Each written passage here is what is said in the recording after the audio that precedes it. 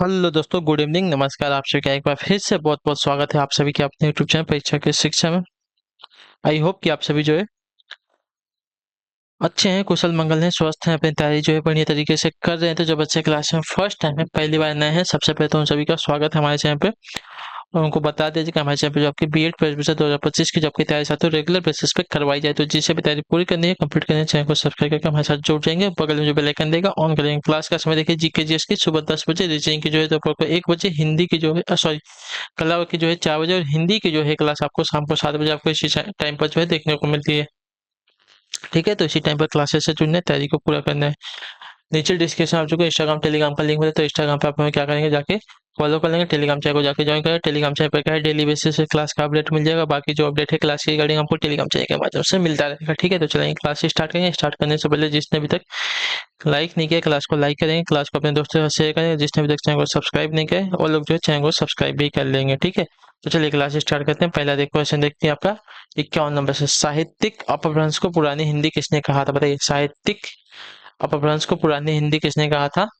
तो इसका right answer आपका हो जा सकती हो आचार्य रामचंद्र शुक्ल ने। ऑप्शन नंबर जो ए दिया गया आपका राइट आंसर होगा। ठीक है, आचार्य रामचंद्र शुक्ल ने जो है साहित्यिक अपभ्रंश को पुरानी हिंदी कहा था। क्लियर सभी को? अगले क्वेश्चन की तरफ बढ़ेंगे। आपका है 52 नंबर। अहेतुकी का शुद्ध रूप क्या है? बताइए, अहेतुकी का शुद्ध रूप क्या हो जाएगा? अहेतुकी का शुद्ध रूप का अहेतुकी हो जाएगा। अहेतुकी ऑप्शन नंबर बी जो दिएगा आपका राइट आंसर होगा। ठीक है, अहेतुकी का शुद्ध रूप अगर देखा जाएगा तो अहेतुकी होगा। ऑप्शन नंबर बी आपका राइट आंसर होगा। ठीक है, क्लियर। अहेतुकी कृपा का अर्थ है बिना किसी हेतु या बिना किसी छुपे हुए स्वार्थ की अभिलाषा से किसी पर कृपा करना। ठीक है, चलिए अगले क्वेश्चन की तरफ बढ़ेंगे। आपका है 53 नंबर। ध्यान से देख के बताएंगे राइट आंसर का। निम्नलिखित में से वर्तनी की दृष्टि से शुद्ध शब्द का चयन करना है। ठीक है, शुद्ध शब्द का हमका चयन करना है। तो पूजनीय ऑप्शन नंबर ए वाला जो दिया गया है आपका पूजनीय आपका शुद्ध शब्द हो जाएगा। ठीक है, अगले क्वेश्चन की तरफ बढ़ेंगे। आपका है 54 नंबर। कौन सी वर्तनी ठीक है यहाँ पे? तो कौन सी वर्तनी ठीक है? तो आपका रचयिता की वर्तनी ऑप्शन नंबर डी वाली जो दी गई है, 80 वाली आपकी शुद्ध है। ठीक है, क्लियर सभी को? चलिए अगले क्वेश्चन की तरफ बढ़े। डॉक्टर शब्द में डॉक्टर शब्द की आध्वनि किस भाषा से आई है? बताइए, डॉक्टर शब्द की आध्वनि जो है किस भाषा से आई है? तो डॉक्टर शब्द की आध्वनि की अगर बात करेंगे तो डॉक्टर शब्द की आ ध्वनि जो है आई है आपकी अंग्रेजी भाषा से। ऑप्शन नंबर जो दिया गया है डी वाला विकल्प आपका राइट आंसर होगा। ठीक है, क्लियर है सभी को? चलिए अगले क्वेश्चन की तरफ बढ़ेंगे। आपका है 56 नंबर। निम्नलिखित में से अस्पर्श व्यंजन कौन सा है? अस्पर्श व्यंजन। ठीक है, तो अस्पर्श व्यंजन की अगर बात करेंगे तो यहाँ पे छ आपका अस्पर्श व्यंजन है। ठीक है,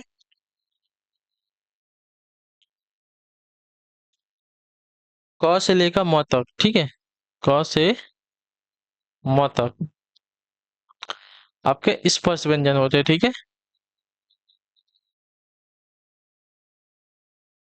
क्लियर सही को? चलिए अगले क्वेश्चन की तरफ बढ़ेंगे। आपका है 57 नंबर। परिमाणवाचक क्रिया विशेषण बताइए, क्या बताइए?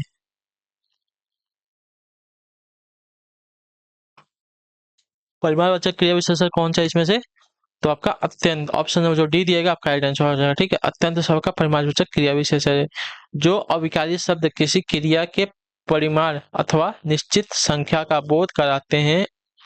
उदाहरण हेतु बहुत, अधिक, केवल, कॉफी, थोड़ा थोड़ा आदि जो है परिमाणवाचक क्रिया विशेषण के अंतर्गत आते हैं। ठीक है, तो अत्यंत ये भी आपका परिमाणवाचक क्रिया विशेषण के अंतर्गत आएगा। अगला क्वेश्चन है आपका है 58 नंबर। वाह वाह फिर साइकिल चलाई वाक्य में वाह वाह शब्द क्या है? तो वाह वाह शब्द अगर देखा जाएगा तो उसके बाद आपका विस्मयादि बोधक चिन्ह भी लगा है, तो आपका विस्मयादि बोधक अव्यय हो जाएगा। ऑप्शन नंबर ए जो दिएगा आपका राइट आंसर होगा। ठीक है, जो शब्द मन के भाव आदि को प्रकट करते हैं, जैसे कि विस्मय, हर्ष, शोक, घृणा, ठीक है, वे आपके विस्मयादि बोधक अव्यय कहलाते हैं। ठीक है, अगले क्वेश्चन की तरफ बढ़ेंगे। ध्यान से देखेंगे आपका 59 नंबर। परिश्रमी शब्द में कौन से विशेषण का बोध होता है? बताइए, परिश्रमी शब्द में कौन से विशेषण का बोध होता है? तो परिश्रमी शब्द में आपका गुणवाचक विशेषण का बोध होता है। तो ऑप्शन नंबर ये जो दिया गया आपका राइट आंसर है। जिन शब्दों से संज्ञा या सर्वनाम के गुण, रूप, रंग आदि का बोध होता है उसे आपका गुणवाचक विशेषण कहते हैं, जैसे सुंदर, स्वच्छ, परिश्रमी आदि। ठीक है। अगले क्वेश्चन की तरफ बढ़ेंगे। आपका है क्या दिया गया है 60 नंबर। वह गलत होने से रिक्त स्थान डरती है, वाक्य में उचित क्रिया विशेषण शब्द आएगा क्या? वह गलत होने से क्या होता है? तो वह गलत होने से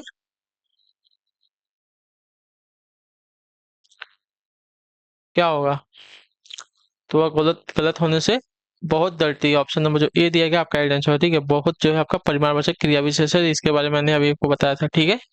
तेज आपका तेज, धीरे धीरे आपका रीतिवाचक क्रिया विशेषण तथा अचानक में आपका मूल क्रिया विशेषण रह जाएगा। ठीक है। तो वह गलत होने से बहुत तेज डरती है, इसमें आपका बहुत जो आपका है जो उचित क्रिया विशेषण आ जाएगा। ठीक है। परिमाणवाचक क्रिया विशेषण होता है उचित।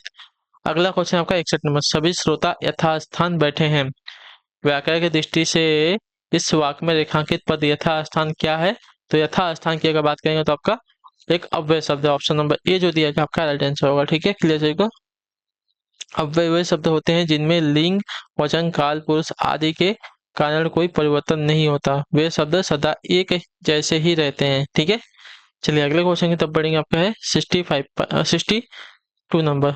मूल अकर्मक धातुओं के साथ प्रत्यय जोड़कर बनाई गई क्रिया धातुएं क्या कहलाती है? मूल अकर्मक धातुओं के साथ जोड़कर बनाई गई क्रिया धातुएं क्या कहलाती है? तो आपकी कहलाती हैं साथियों यहाँ पे साधित सकर्मक धातु। ऑप्शन नंबर सी जो दिएगा आपका राइट आंसर होगा। ठीक है। क्लियर होगा इसके बारे में। मूल अकर्मक धातुओं के साथ प्रत्यय जोड़कर बनाई गई क्रिया धातु आपका साधित सकर्मक धातु कहलाती है। क्लियर को। अगले क्वेश्चन की तरफ बढ़ेंगे। आपका है 63 नंबर, 63 नंबर। मानव शब्द के लिए उपयुक्त भाववाचक संज्ञा शब्द का चयन करना है। ठीक है। मानव शब्द के लिए उपयुक्त भाववाचक संज्ञा शब्द क्या हो जाएगा? तो आपका मानवता हो जाएगा। ऑप्शन नंबर बी जो देगा आपका राइट आंसर होगा। ठीक है। मनुष्य में स्वाभाविक रूप से मिलने वाले गुणों, विशेषताओं, भावनाओं आदि का सामूहिक रूप सज्जनता है। ठीक है। अगला है आपका है 64 नंबर। निम्न विकल्पों में से सकर्मक क्रिया का चयन कीजिए। तो यहाँ पे आपका हो जाएगा पिघलना। पिघलना आपकी सकर्मक क्रिया हो जाएगी। ठीक है। ऑप्शन नंबर सी जो देगा आपका राइट आंसर होगा। ठीक है। सकर्मक क्रिया में आपका जो है सकर्मक क्रिया वो होती है जहाँ पे आपका कर्म होता है। ठीक है। ताप पाकर किसी छन या ठोस पदार्थ का द्रव्य के रूप में आना आपका या होना पिघलना कहलाता है। ठीक है। अगले क्वेश्चन की तरफ बढ़ेंगे। ध्यान से देखेंगे। आपका है 65 नंबर। राम की गाय चरती है, वाक्य में कौन सा कारक है? तो राम की गाय चरती है, तो किसकी गाय है? राम की गाय है ना। तो यहाँ पे संबंध कारक आ जाएगा। ऑप्शन नंबर डी जो दिएगा आपका राइट आंसर। संज्ञा के जिस रूप से दो संज्ञाओं अथवा सर्वनामों के परस्पर संबंध का पता चले वो आपके संबंध कारक होते हैं। ठीक है। अगला क्वेश्चन आपका है 66 नंबर। घी शब्द का प्रयोग रिक्त स्थान लिंग में होता है, किस लिंग में होता है?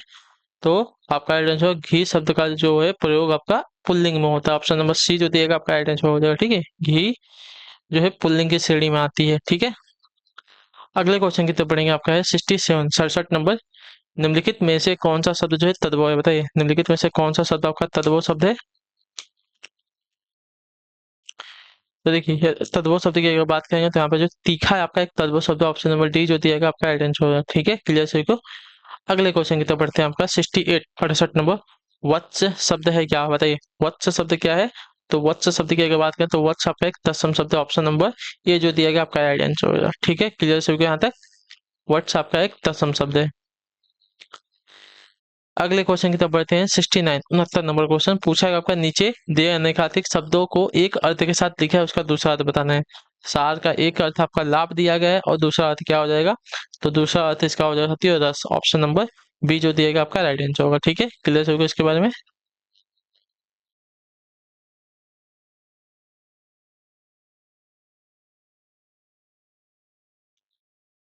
चलिए क्लियर है।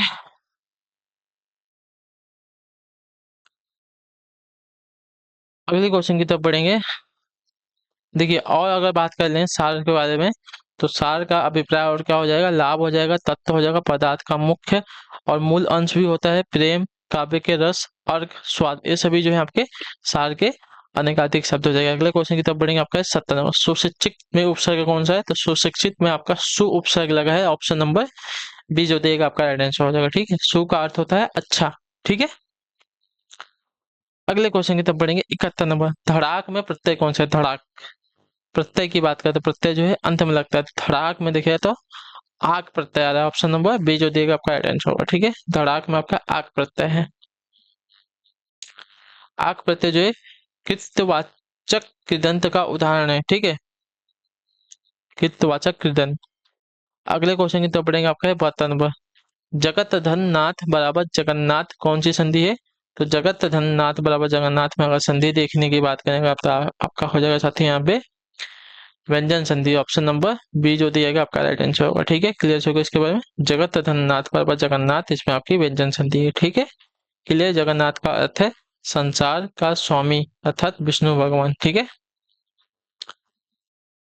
अगले क्वेश्चन की तरफ बढ़ेंगे। 73 नंबर, सुधन आगत बराबर स्वागत में कौन सी संधि है? तो सुधन आगत स्वागत हुआ है, यहाँ पे उ और आ मिलकर व में परिवर्तित हो रहे हैं, तो यहाँ पे आपकी यड़ संधि आ जाएगी। ठीक है, ऑप्शन नंबर ये आपका जो दिएगा आपका राइट आंसर हो जाएगा। ठीक है, यहाँ पे उ प्लस आ मिलकर व में परिवर्तित हो रहा है ना, व में परिवर्तित हो रहा है। ठीक है, तो यहाँ पे यड़ संधि हो जाएगी। अगले क्वेश्चन की तरफ बढ़ेंगे। चौथा, प्रतिधन एक बराबर प्रत्येक, इसमें कौन सी संधि है? तो यहाँ पे आपका ई प्लस ए मिलकर भी ए में परिवर्तित हो रहे थे, यहाँ पे भी आपकी यड़ संधि ही आएगी। ऑप्शन नंबर ए जो दिया गया है डी वाला ऑप्शन राइट हो जाएगा। ठीक है, अगले क्वेश्चन की तरफ बढ़ेंगे। आपका है 75 नंबर, विद्याधन अभ्यास। ठीक है, विद्याधन अभ्यास की अगर देखा जाएगा तो यहाँ पे आपकी दीर्घ संधि आएगी। ठीक है, यहाँ पे आपकी दीर्घ संधि आ जाएगी, तो ऑप्शन नंबर डी जो दिएगा आपका राइट आंसर होगा। ठीक है, क्लियर हो गया। यहाँ पे क्या हो रहा है? तो आ और अ मिलकर जो है आपके आ में परिवर्तित हो रहे हैं, तो आपके आपकी दीर्घ स्वरू संधि आ जाएगी। ठीक है, चलिए तो इसी के साथ जो आपकी क्लास है आज की यहीं पे कंप्लीट होती है। आई होप कि आपको क्लास जो है अच्छी लगी। अच्छी क्लास को लाइक कर दीजिएगा, चैनल पर पहले हो तो चैनल को जो है सब्सक्राइब करें, और हमें जो है कमेंट में क्लास के बारे में जो आपको क्लास कैसी लगी। बाकी अगर आपका कोई डाउट है, कोई क्वेश्चन है, कोई क्वेरी है, तो आप हमें जो है कमेंट में जरूर पूछ लिएगा, उसका आंसर हम आपको पूरी तरह से देने की कोशिश करेंगे। ठीक है, तो हम आपसे मिलेंगे आपकी अगली क्लास में, तब तक के लिए टाटा बाय बाय, जय हिंद, जय भारत। आपसे क्लास से जुड़ने के लिए बहुत बहुत ही धन्यवाद साथी।